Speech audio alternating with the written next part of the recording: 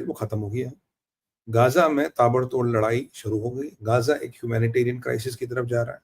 Gaza में Israel को decisive win चाहिए और इस समस्या का समाधान चाहिए। ट्रंप ने फिर कहा कि हमास विल बी एलिमिनेटेड। अब ये जो कह रहे थे कि जी हमने सीज फायर कराया इजराइल और हमास का, इजराइल ईरान का, देखिए वो तो फ्रेजाइल है। मिडिल ईस्ट कभी भी इरप्ट करेगा। ये है कि उनकी पेशेंस कहां तक है, जहां तक पेशेंस साथ देगी चलेंगे, उसके बाद they will erupt. It's a matter of time and there are 3 injection points which are ignition points which can erupt any day. Middle east में ट्रम्प की लग गई है वाट, रशिया यूक्रेन में ट्रम्प के लग गए फट्टे। मतलब वहां कुछ हुआ नहीं। पुतिन साहब दबा के, आजकल तो मैं कवर भी नहीं कर रहा हूँ, पुतिन साहब दबा के यूक्रेनियों की ऐसी तैसी कर रहे हैं। I feel bad for the people of Ukraine because they don't deserve it, but क्या करें, वो जेलेंस्की जैसा पागल लीडर है उनका यहाँ। तो Ukraine is getting screwed there, right? Putin is kind of doing what he has to do. In the meanwhile, when this all is happening, यहाँ पे इनको बड़ी समस्या हो रही है, हमारे भाइयों को बड़ी समस्या हो रही है कि अब ट्रम्प बोले तो अब वो रवांडा की बातें करते जी, रवांडा में सीज फायर करवाया। अब भाइयों रवांडा में कौन इंटरेस्टेड है? Who is interested in Rwanda में? आपने सीज फायर कराया नहीं कराया, किसका कराया?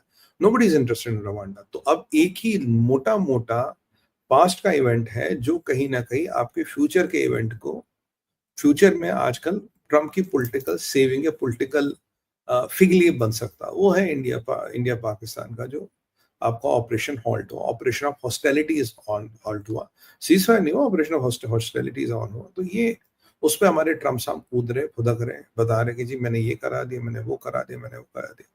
कहानी ये है कि वहां भी आपने कुछ नहीं कराया, बट वो पास्ट की घटना है, वो पहले हो चुकी है and there is everything you can do, go and take credit. और आपको एक तबलची चाहिए साथ जो आपके वो तबला बजाए, तो वो तबलची इशाक डार पहुंच गया। अब इशाक डार अगर रूबियो से मिलकर कहता जी ट्रम्प ने सीज फायर करवाया, आपने रोका, अब देखिए अभी ये फिर बोलेंगे कि जी बड़ा न्यूक्लियर कॉन्फ्लिक्ट होना था, बहुत बड़ा न्यूक्लियर करवाया, हमने तो रोक दिया।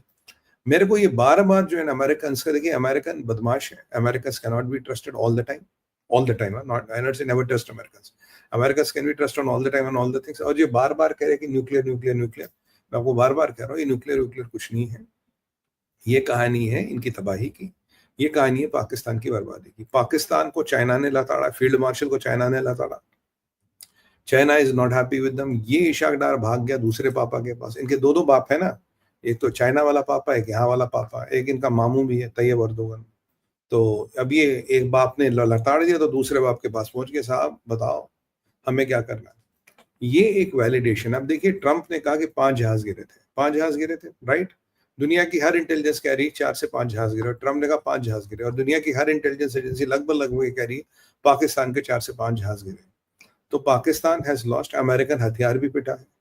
अब ट्रंप इतने डेस्परेट हो गए हैं, इतने डेस्परेट हो गए कि अब पाकिस्तान का एक मक्कार, एक पाकिस्तान का जहादी होने चाहिए अपना स्टैंड वैलिडेट करने के लिए, जी नहीं नहीं नहीं हमने बड़ा अच्छा काम किया, हमने वो सीज फायर मैनेज कर दिया, हमने ये कर दिया, हमने वो कर दिया। This is the state of desperation of Pakistan. आप सोचिए अमेरिका कितना डेस्परेट है कि इशाक डार को तलब किया गया, मार्को रूबियो से मिलाया गया और ये बातें की गई। आप बोलोगे ये कौन करता है?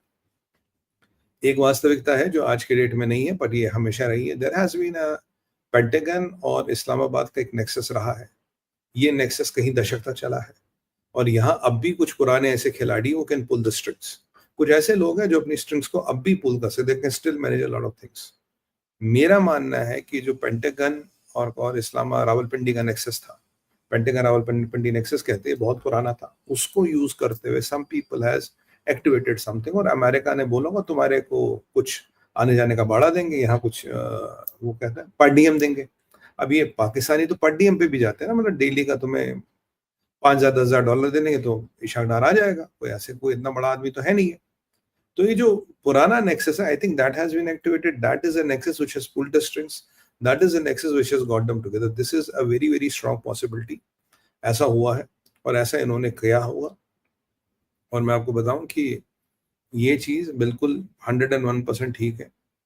बाकी मार्को रूबियो के पास कोई ऐसी एंडोर्समेंट की पावर है नहीं, अगर एंडोर्समेंट की पावर तो ट्रंप के पास है। अब ये देखना क्या इशाक डार ट्रंप से भी मिलता है, क्या अमेरिका क्या छुपा रहा है? अमेरिका जो पाकिस्तान को अभी एक पावरफुल न्यूक्लियर स्टेट बता रहा है, तो अमेरिका के क्या इंटरेस्ट है? अमेरिका क्यों छुपा रहा है? वही America trying to endorse Pakistan for nothing, जबकि उन्हें भी पता है इनके पास कुछ नहीं बचा है, जबकि उन्हें भी पता है इनकी हालत खराब है। अमेरिका को किससे डर लग रहा है? अमेरिका को डर क्या चाइना से लग रहा है? अमेरिका को डर क्या भारत से लग रहा है, अफगानिस्तान से लग रहा है, ईरान से लग रहा है? Iran understood there is still a friction. देखिए, अगर इशाक डार को ये बुलाया गया, इन सबका एक एक लाइन करके अध्ययन करते हैं, अगर इशाक डार को बुलाया गया है तो आप मान के चलिए कि ईरान के परिप्रेक्ष्य में दे आर स्टिल इंसिक्योर्ड।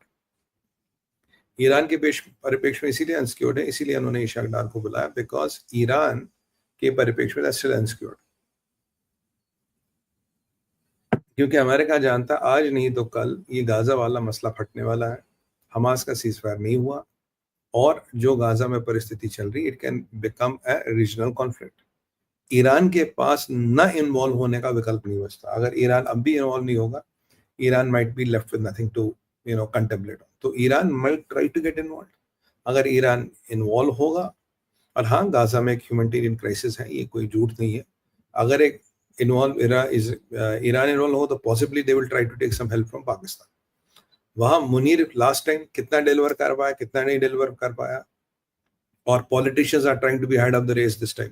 कि इससे पहले मुनीर को बोला हम ही जरा ट्रम्प से मिलकर दुआ सलाम कराते हैं। पॉलिटिशियन को भी तो नौकरी करनी है ना, they be trying to be head of the race कि साहब ठीक है, हम ही जल के जरा मिलाते हैं, दुआ सलाम कराते हैं, देखते हैं कि ट्रम्प का क्या हो रहा क्या नहीं हो रहा। That is also a strong possibility where they might be heading towards. और दूसरी बात यह है कि भारत का स्टैंड रिमेन्स वैलिडेटेड, भारत का स्टैंड इज सुप्रीम, क्योंकि आज दोनों को मिलके झूठ बोलना पड़ रहा है, इंटरनेशनल स्टेज पे मिलके झूठ बोलना पड़ रहा है। अगर आज मैं अमेरिका को चैलेंज करता हूँ, इशाक डार को चैलेंज करता हूँ, कौन सा ऐसा प्रूफ है जो आपको बता रहा है कि न्यूक्लियर डिप्लॉय हो रहे थे? आप कह रहे हो जहाज गिरे, तो ये प्रूफ बताए, ट्रंप बताए, इशाक डार बताए, पाकिस्तान में कोई बताए, अमेरिका का CIA बताए कौन से जहाज गिरे, किस सेक्टर में गिरे, कब गिरे? ऐसा तो है नहीं आप देख नहीं रहे थे, आप देख रहे थे।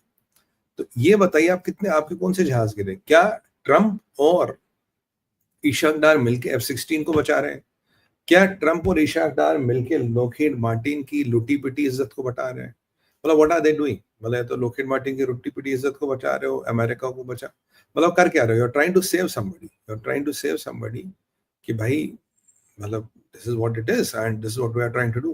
क्योंकि लॉकहीड मार्टिन का सामान भी तो ठोका है, Lockheed Martin has also lost a lot of things in this thing. So what are you trying to save? Save Lockheed Martin, save F-16, save the repute of American arsenal. What are you trying to save? Pakistan एक ऐसा देश है भाइयों जिसने China के हथियारों की भी वाट लगाई, तुर्किया की भी, अजरबैजान की भी, और यहाँ ईरान की भी संभवतः, और यहाँ अमेरिका की भी, क्योंकि पाकिस्तान के पास हथियार तो अमेरिकन भी थे, F-16 तो अमेरिकन जहाज है। तो यहाँ पे इशाक डार और ये मिल के कहीं ना कहीं ये चीज बचा रहे हैं कि अमेरिका का हथियार नहीं पिटा। यहाँ इशाक डार और ये मिलकर ये बता रहे कि भारत की एक डिसाइसिव विक्ट्री नहीं हुई, भारत की एक डिसाइसिव विक्ट्री को टोन डाउन करने की कोशिश की रही। नहीं जी, हमने सीजफायर करा दिया था, नहीं जी वो तो हमने बात करा, नहीं जी वो हमने रुकवाया था। This is all BS, sorry, this is all BS what is happening. A decisive victory of Bharat is trying to be tone down, they are trying to tone it down to a level wherein they are saying no no no, ऐसा कुछ नहीं हुआ जी, इतना नहीं हुआ, वो नहीं हुआ, ये नहीं हुआ, but we all know what happened. We all know what happened. America को आज के डेट में ये भी पता है F-16 कितने गिरे हैं। Do you think Trump does not know कितने F-16 गिरे? Do you think Marco Rubio does not know कितने F-16 गिरे? उसको पता है कितने F-16 गिरे। And we know this ceasefire is basically to make sure इज्जत बची रहे। This ceasefire is to basically make sure कि इज्जत का फलूदा ना बने। It's basically to make sure फर्जियत ना हो, और कुछ नहीं है। भारत का पे मैं अपने देश भारत पे इतना गर्व करता हूं कि हमने इनका इतना इनका टेंटुआ दबाया है कि आज इनको झूठ बोलना पड़ा, इन्हें पाकिस्तान का जहादी बुलाना पड़ा वर्ल्ड स्टेज पे झूठ बोलने के लिए कि जी आपने सीज फायर कराया, आपने वो कराया। और ये देखिए वेरियस लेवल ऑफ लोगों को ट्राई करते हैं। पहले आसिम मुनीर से स्टेटमेंट दिलवाते, फिर शहबाज से स्टेटमेंट दिलवाते, दाल नहीं करती तो अब की बार इशाक डार को वही बोला चल मेरे साथ खड़ा हो जा, चल बोल, इधर आ, फट फट खड़ा हो जा, चल बोल तूने बचाया। तो ऐसा खड़ा था, सर आपने बचाया, सर आपने न्यूक्लियर वॉर बचाया, घंटा बचाया न्यूक्लियर वॉर। तो ये बताओ ना इशाक डार, तुम्हारे F-16 कितने करे तुम्हारे अमेरिका के? ये अमेरिका साहब जितना डेस्परेट हो रहा है, इसका एक ही मतलब है, याद रखिएगा, इधर there is a very big damage to Pakistan which Pakistan is hiding, which might be radiation leak and radiation contamination. दूसरी बात, क्या इनकी न्यूक्लियर कैपेबिलिटी अब भी है? दैट इज डिबेटेबल, ये मैं बार बार कह रहा हूं। तीसरी बात, क्या F-16 कितने गिरे हैं? तो इन तीनों में से एक विकल्प में देखा, लॉकहीड मार्टिन के रडार वडार तो ठुक गए, वो तो हमें पता था, पर F-16 कितने इस प्रकरण में गिरे हैं, that is what is very important. क्या उस चीज को छुपाने के लिए जो बचे कुछ F-16 थे, ऐसा ना हो कि 5-10 दिन लड़ाई चले तो वो भी गिर जाए, तो उनको बचाने के लिए, जिससे अमेरिकन इंडस्ट्री को बहुत बड़ा झटका लगता, अमेरिकन मिलिट्री कॉम्प्लेक्स को बहुत बड़ा झटका लगा था। बाय द वे वो झटका लग चुका है, क्योंकि व्लादिमीर पुतिन ने आपकी ऐसी तैसी कर दी है। व्लादिमीर पुतिन के पास वो आपसे कहीं गुना आ गया। You can not make weapons, you can not do shit about what Putin is doing, you are already lost the game. If you compare with Putin, you already. और कल नेटो का वो क्या है, जनरल रूथ, वो हमें धमकियां दे रहा था, सेकेंडरी सैंक्शन। मैंने कहा यार तुमने क्या ये बैनर लगा के चलो ना यहाँ, मतलब यहाँ बैनर लगाओ सेकेंडरी सैंक्शंस का, मतलब कोई भी साला उठाई गिरा आ जाता कहीं से भी, हमें धमकी दे सेकेंडरी सैंक्शंस। मतलब what the hell do you think you are? You live in ivory towers and you think the world is run around that? No, it does not run around that, because you are bloody mistaken. That is not how the world is run. तुम ख्वाब गफलत के शिकार हो. You are living in a Alice in Wonderland. What the hell is business of General Root to talk of secondary sanctions? अगर मैं आज पूछूं, तू होता कौन है secondary sanctions की बात करने वाला? और ये जब से हमारे यूके के साथ ट्रेड डील हुई, अगर आप देखेंगे तो ये ज्यादा बौखला गए, ये ज्यादा हिल गए, क्योंकि मैं आपको बता रहा हूँ 16 trade deal are in negotiation and we'll be able to sign soon. And if European Union really wants to screw America, no, they should come and sign the trade deal with Bharat. अगर European union को इनको वाट लगानी है, आपको देखो European union वालों तुम्हारा China में दाल नहीं गलनी है, जो 16 साल से तुम दाएं बाएं कर रहे हो, अगर तुम भारत से आके ट्रेड डील आज साइन करो, that will be the bless snub to Donald Trump and his trade, वो क्या है, ट्रेड मॉन्गर्स। ये जो वॉर मॉन्गर्स से कहता हूँ, सैंक्शन मॉन्गर्स, एक नया नाम कह रहा हूँ, sanction mongers. 25%, 10%, 100%, we are bloody sick and tired hearing to all of you. हकीकत ये है, तुम इतने डेस्परेट हो गए, भारत ने ऐसी रणनीति दिखाई है, भारत ने ऐसा रण कौशल दिखाया, भारत की सेना का ऐसा जोर आया है कि तुम्हें ऊंट पे चढ़ के झूठ बोलना पड़ रहा है। ऊंट पे चढ़ के झूठ कौन बोलते थे, तुम्हें पता ही है कौन बोलते थे। मतलब पाकिस्तानियों ने